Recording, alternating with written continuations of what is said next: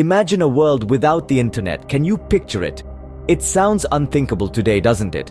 Yet there was a time when this was our reality. Let's take a trip down memory lane to a period before the digital revolution. Life moved at a slower pace back then. Waiting was part of the process. Letters took days, sometimes weeks, to reach their destinations. Information wasn't a click away. Instead, it was tucked away in libraries, waiting to be discovered in the pages of books. Speaking of localized, social connections were more physical and intimate. Your world was generally as big as your neighborhood, your school, or your place of work.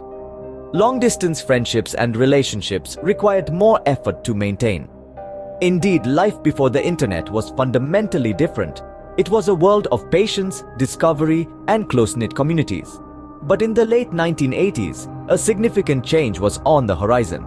In the late 1980s, a man named Tim Berners-Lee envisioned a system that would change the world. This British computer scientist working at CERN, the European Physics Research Centre, saw the potential of linking hypertext with an information network, an idea that would lay the foundation for the World Wide Web. Berners-Lee wanted to create a system that was user-friendly, accessible, and could facilitate global communication efficiently.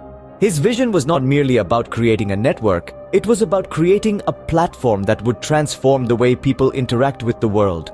The World Wide Web would become a vast information superhighway, a place where people could share knowledge, ideas, and experiences without barriers. Berners-Lee's vision was for a democratic space that everyone could access and contribute to, regardless of geographical location. This revolutionary idea, once just a vision in Berners-Lee's mind, took shape and form over the course of a few years. By 1991, his vision had become a reality.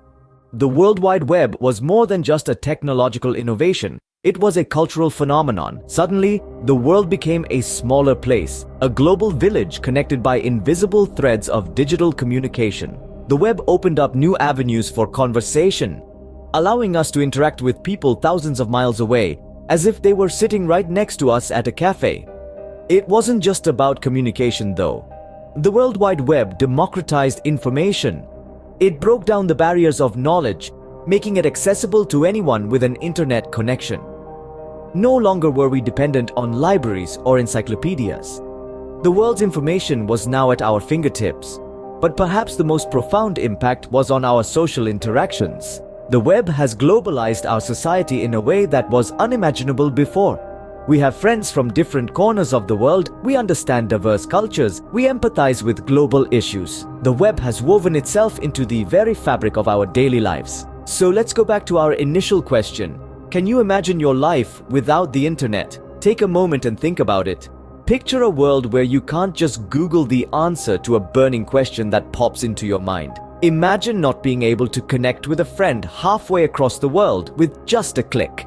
Picture libraries as the only source for research and letters as the only means to keep in touch with your loved ones who live far away. Consider an existence where the concept of streaming music or movies is as alien as a world without smartphones. Reflect on how the internet has broken down geographical barriers, enabling us to share, learn, and grow together as a global community.